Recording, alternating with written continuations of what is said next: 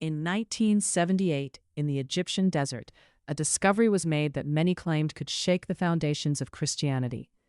For nearly 2,000 years, this text had been hidden, condemned, suppressed, nearly destroyed. Why?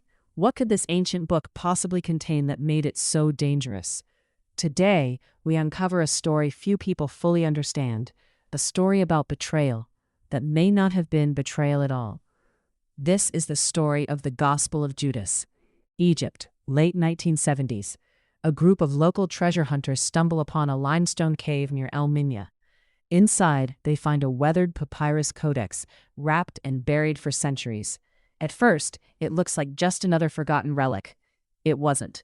What they were holding would eventually become one of the most controversial religious discoveries of the modern era. For years, the manuscript disappears into the black market. It is sold, resold, hidden in a bank vault in New York, left to deteriorate, nearly destroyed by neglect. Pages crumble, ink fades, it almost vanishes forever. Finally, in 2001, scholars gain access to the text. Restoration begins. Radiocarbon dating confirms the papyrus itself dates to the 3rd or 4th century AD, but the ideas inside, much older, and radically different from the story told in the New Testament. This is where the real controversy begins. In the canonical Gospels, Judas Iscariot is the ultimate traitor. He betrays Jesus for 30 pieces of silver. He becomes a symbol of greed, treachery, and moral collapse. But the Gospel of Judas tells a completely different story. According to this text, Judas was not the villain. He was the only disciple who truly understood Jesus, the only one who grasped his mission, the only one Jesus trusted with the truth. In one passage, Jesus says to Judas, "Step away from the others, and I shall tell you the mysteries of the kingdom. It is possible for you to reach it, but you will suffer greatly." That changes everything. In this account, Jesus does not fall victim to betrayal. He asks for it. He instructs Judas to hand him over. Why? Because in this version of Christianity, the physical body is a prison. The material world is flawed, even corrupt. Salvation comes through release from flesh. By delivering Jesus to the authorities, Judas is not committing treason. He is fulfilling a divine plan. He becomes the catalyst for liberation. This is the theology of Gnosticism, an early Christian movement that emphasized hidden knowledge, spiritual awakening, and the rejection of the material world.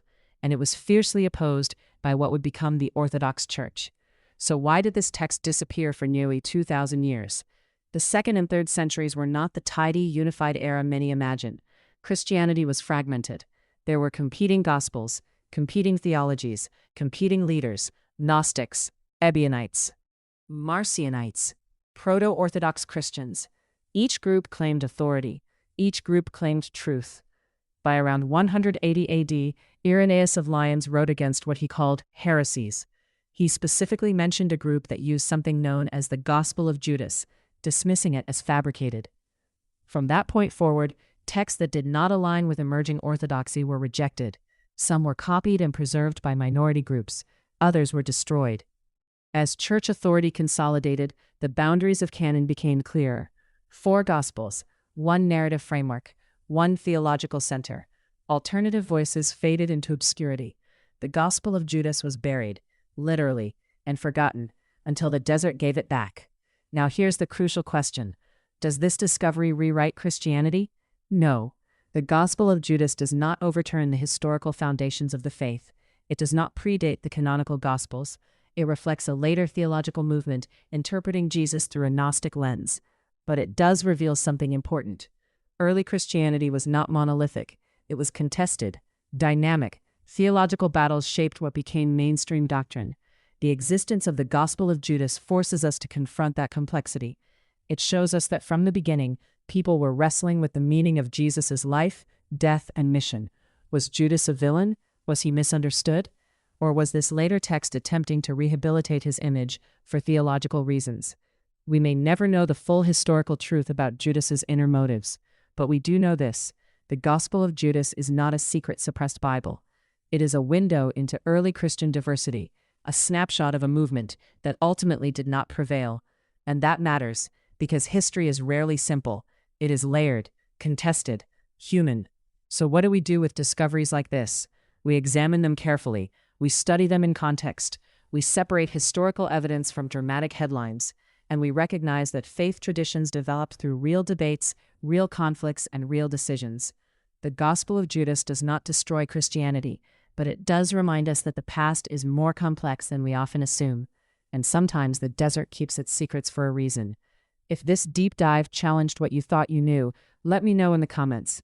Should we explore the Dead Sea Scrolls next? The Nag Hammadi Library?